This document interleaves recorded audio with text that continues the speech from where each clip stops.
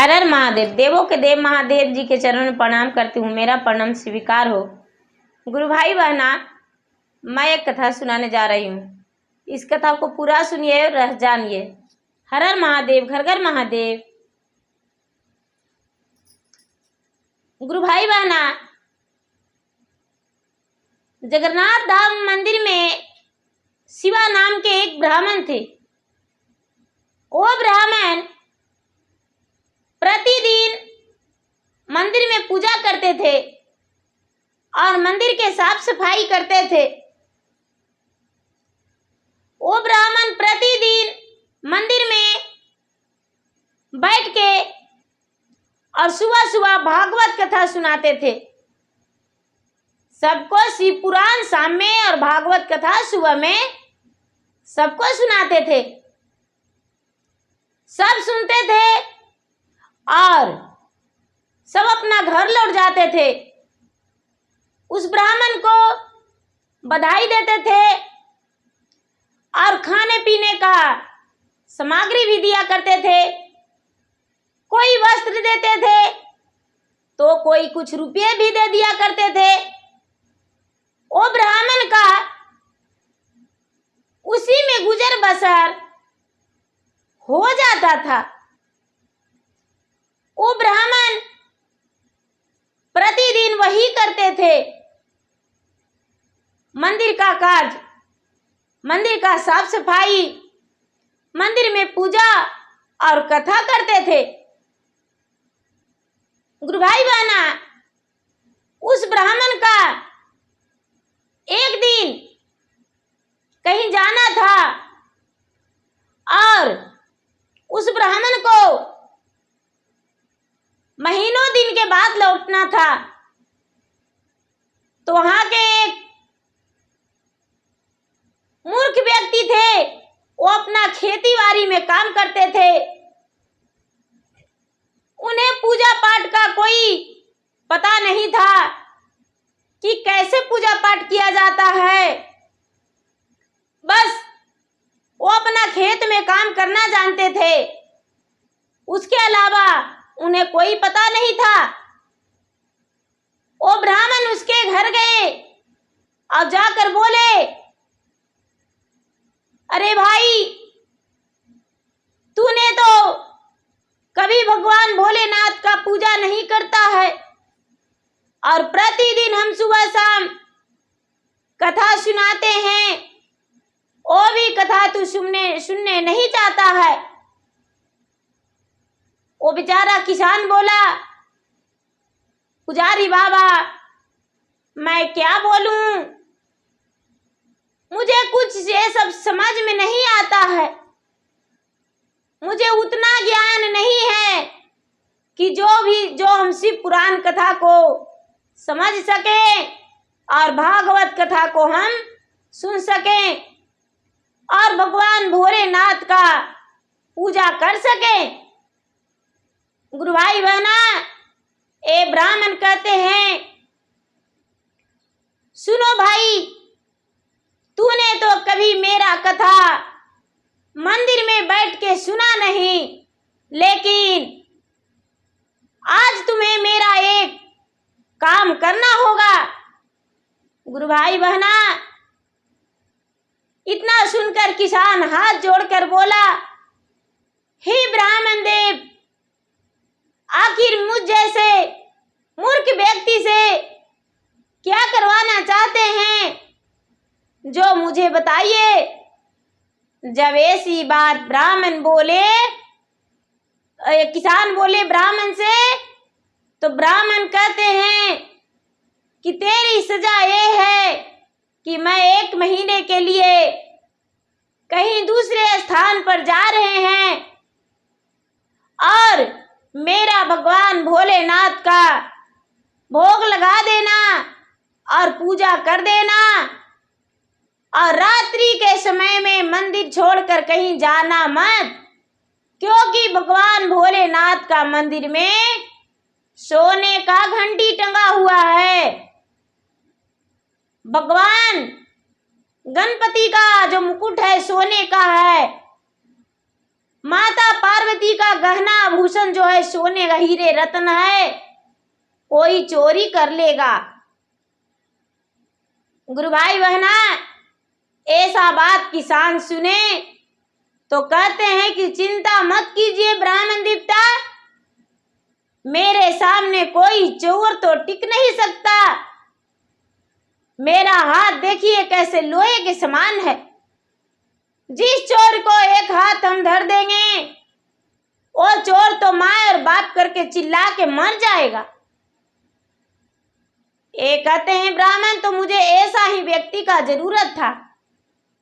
बोले, हे ब्राह्मण देवता, आप निश्चिंत होकर जाइए और 1 महीने के बदले 2 महीने बिताइए, लेकिन सबसे पहले हमें ये बताइए, जो पूजा करते हैं वो भगवान कहाँ हैं? आप तो सिर्फ एक गोल मटोल पत्थर का पूजा करते हैं, लेकिन सचमुच में जिन भगवान का भोग लगाते हैं और वो भोग जेमते हैं, वो भगवान कहाँ हैं?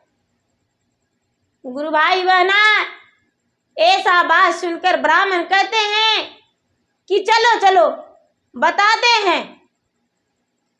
एक छोटा सा पत्थर था, पत्थर पे ब्राह्मण देवता चंदन रगड़ते थे, हल्दी रगड़ के, और बेल पत्र में श्री राम नाम लिखते थे, जय श्री राम लिखते थे। वही पत्थर को बताएं कि इस शिवलिंग का तो खाली साफ सफाई तुम्हें करना होगा, भगवान तो इसमें बसते हैं, इन्हीं का पूजा करना होगा तुम्हें ज्यादा करके। गुरु भाई बहना, चंदन रगड़ने वाला सिलवट ब्राह्मण बोल दिए कि ये भगवान है, जब तुम भोग लगाओगे तो भगवान आसन मार के बैठकर भोजन करेंगे।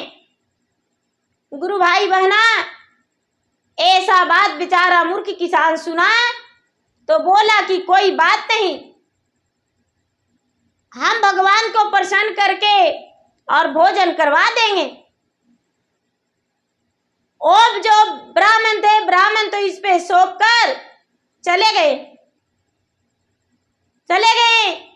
जब सवेरा हुआ तो ये ब्राह्मण ने क्या किए कि सुबह उठकर और स्नान किए, क्रियाकर्म करके स्नान करके जल लेकर घड़े में और मंदिर में आ गए।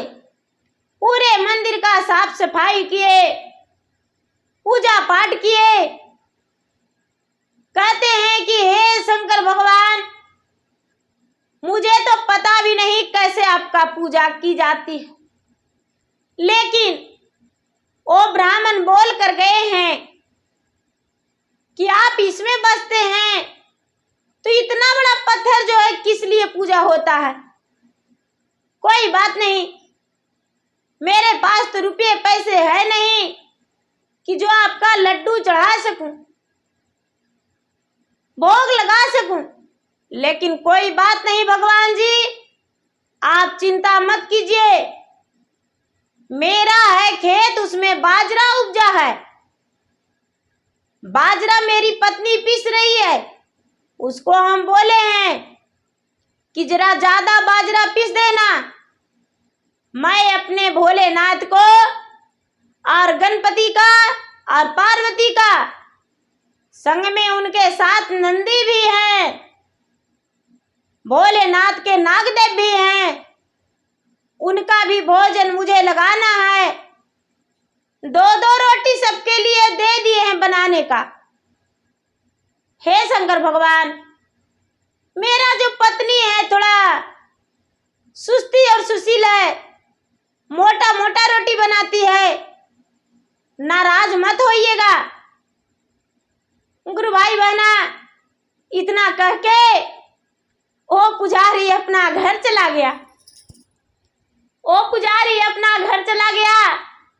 और जाकर अपना पत्नी को बोला, सुनो क्या भोजन बन गया?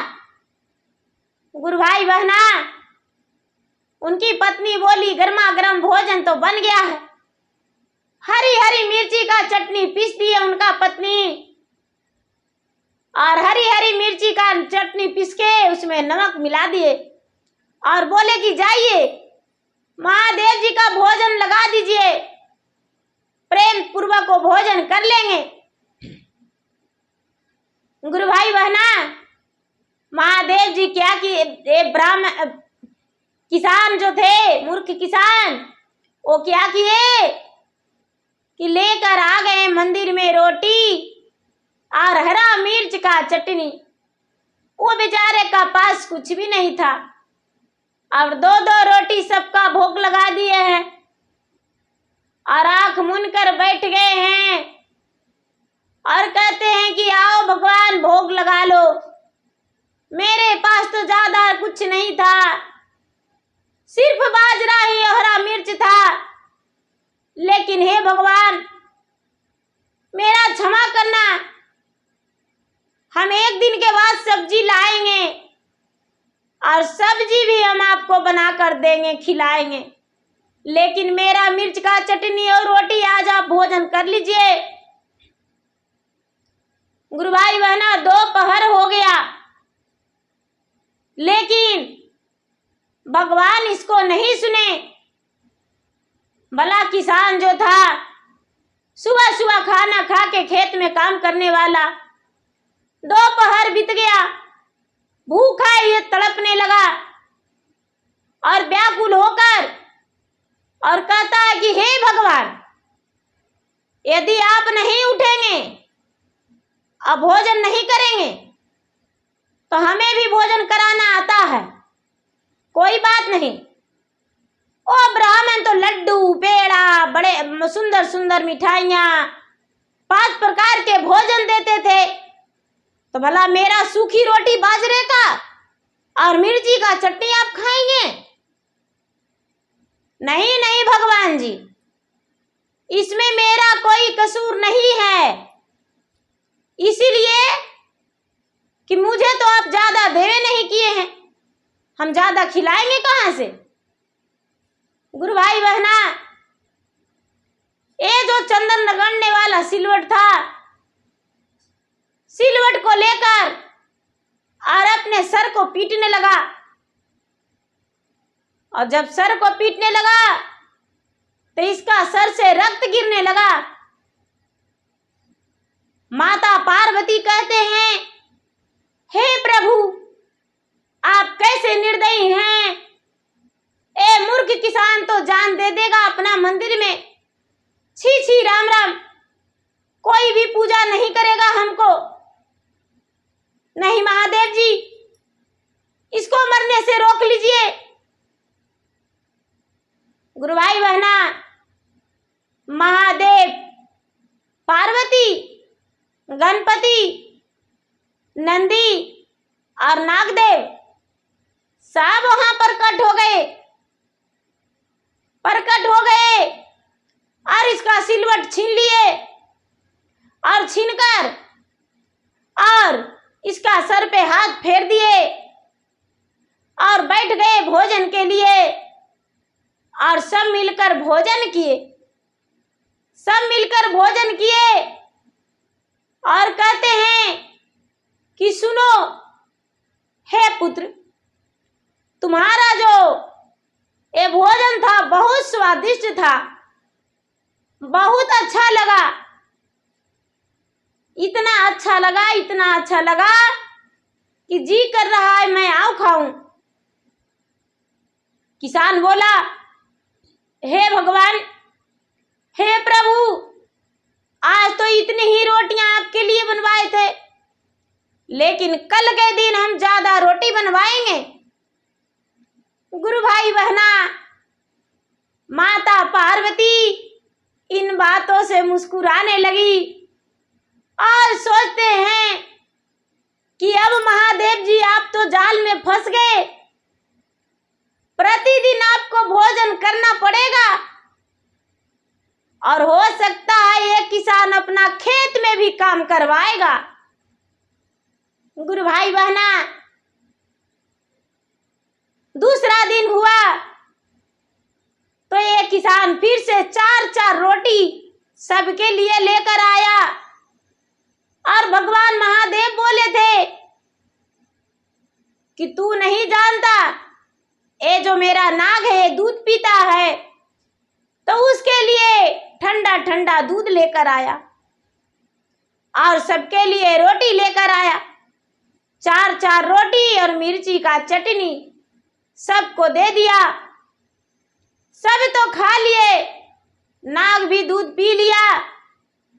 और अब ये कहते हैं कि हे भगवान, हम जाते हैं अपने खेत में काम करने। कल भी मेरा खेत में कोई काम नहीं हुआ और आज भी हमें ही हैं, जाते हैं अपना खेत में काम करने। गुरु भाई बहना, माता पार्वती कहते हैं आप तो जा रहे हैं कैलाश पर्वत पे, तो इसका मूर्खवा का कर्जा कौन चुकाएगा? जाइए इसका खेत में काम कर दीजिए। गुरु भाई बहना, भोलेनाथ तो बड़ा मुश्किल में फंस गए। अब एक किसान मजदूर के धारण रूप कर लिए और प्रतिदिन उस किसान के साथ खेत में काम करने लगे। प्रतिदिन वही करते, इसे पता भी नहीं चलता कि मेरा खेत में काम कब हो जाता है। गुरु भाई बहना, धीरे धीरे समय बीत गया। इसके घर में धन संपत्ति बढ़ने लगा, खाने पीने का हो गया। और 1 महीने के बदले 2 महीने के बाद वो ब्राह्मण आए तो मंदिर के दरवाजे का ताला का चाबी मांगे तो ये बोला कि क्या कहूं, कल के दिन भगवान को हम खीर बनाकर लाने को लिए बोले हैं, आज वर पुजारी बाबा हम चाबी नहीं देंगे, कल शाम को दे देंगे। भगवान से को हम वचन दिए हैं कि कल के दिन मेरा गैया बच्चा दी है तो 20 दिन हो गया है, तो आपको हम खीर बना के खाली दूध में खिलाएंगे, तो हम इसलिए आपको आज चाबी नहीं देंगे। गुरु भाई बहना, 2 ही महीना में इस किसान का बोली व्यवहार सब बदल गया था। आमदन भी थोड़ा मोड़ा इसके पास हो गया था। अब ये ब्राह्मण सोचते हैं कि अरे ये क्या बोलता है मूर्खवा। बोले कि तू क्या बोल रहा है? बोले वही बोल रहे हैं जो सच है। बोले ठीक है, कौन भगवान की खीर खिलाते हो हम देखते हैं। गुरु भाई बहना, मंदिर का दरवाजा का जो गेट था लगा हुआ, उसका ताला का चाबी नहीं दिए। एक किसान, मूर्ख किसान, नहीं दिए चाबी और बोले कि हम कल भगवान को भोग लगाएं। जब सवेरा हुआ तो स्नान करके इनकी पत्नी भोजन बनाई गर्मा गर्म और 4 थाल में 1 कटोरी दूध और 4 थाल में भोजन खीर ले जाकर मंदिर में परोस दिए। माता पार्वती खुशी के मारे बैठ गए भोजन पे। उनका तो खुशी फुली नहीं समा रहा था खीर देखकर। गणपति भी कहते हैं कि मुझे ज्यादा खीर चाहिए, मेरा तो पेट ही बड़ा है। माता पार्वती अपना खीर आधा दे दिए निकाल के, भोलेनाथ भी अपना खीर दे दिया आधा निकाल के। गणपति का ज्यादा हो गया, नंदी भी अपना भोजन कर लिए, सब भोजन कर लिए, नाग दूध पी लिया। अब ये कहते हैं किसान की हे महादेव, अब हमको घरे आइएगा भोजन करने। पंडित जी आ गए, इनका चाबी देना पड़ेगा। यदि इनका चाबी नहीं देंगे तो ये नाराज हो जाएंगे। अब पंडित जी के कुछ दिख ही नहीं रहा है, पंडित जी के कुछ दिख ही नहीं रहा है। थाली में के खीर खत्म हो गया, सब लोग यहाँ भोजन कर लिए। अब एक किसान बाहर निकले तो चाबी देकर कहते हैं कि ठीक है पंडित जी, कल से आप भगवान को पूजा कीजिएगा, हम जा रहे हैं अपना घर। पंडित जी इनका चरण में लपट के कहते हैं, हे भैया, हम तुम्हें मूर्ख समझ के और मंदिर का रखवाली बनाए थे, लेकिन सच्चा भक्त और अच्छा भक्त तू ही निकला। हम तो लालची थे, भगवान के पूजा और कथा इसलिए करते थे कि मुझे खाने और पीने का मिलता था, लेकिन तूने तो कोई स्वार्थ नहीं देखा, निस्वार्थ बन के भगवान का पूजा किया। कोई बात नहीं, सच्चे मन से हृदय से तूने पूजा किया, भगवान तुम्हें दर्शन दिए। मेरा तो उम्र 80 वर्ष का हो गया है, लेकिन आज तक भगवान भोलेनाथ मुझे दर्शन नहीं दिए थे, और तेरा दर्शन माता पार्वती, गणपति, नंदी, भोलेनाथ सब मिलकर दिए। गुरु भाई बहना, इतना बात सुनकर खुशी के मारे ये किसान फूली नहीं समा रहा था और हंस पड़ा और बोला कि हे ब्राह्मण देवता, आप क्या करें मुझे नहीं पता, लेकिन मेरे घर भी भगवान भोलेनाथ आएंगे भोजन करने। गुरु भाई बहना, चाबी देकर किसान अपने घर आ गए और भगवान भोलेनाथ का पूजा घर में भी करने लगे। भगवान का भोगे लगाते और भोजन करके भगवान चले जाते। गुरु भाई बहना, समय बीतता गया, भोलेनाथ इसके घर में धन धन धन लक्ष्मी से भर दिए। इनका घर में कोई तरह का कोई प्रकार का दुख नहीं रहा, सारा दुख भगवान हरण कर लिए और सुख को इसका घर में बैठा दिए। तो गुरु भाई बहना, भगवान भोलेनाथ जो चाहते हैं वही होते हैं। गुरु भाई बहना, भगवान भोलेनाथ स्वयं उन्हें प्रकट होकर और उनके साथ काम करते थे, उनके साथ बैठकर भोजन करते थे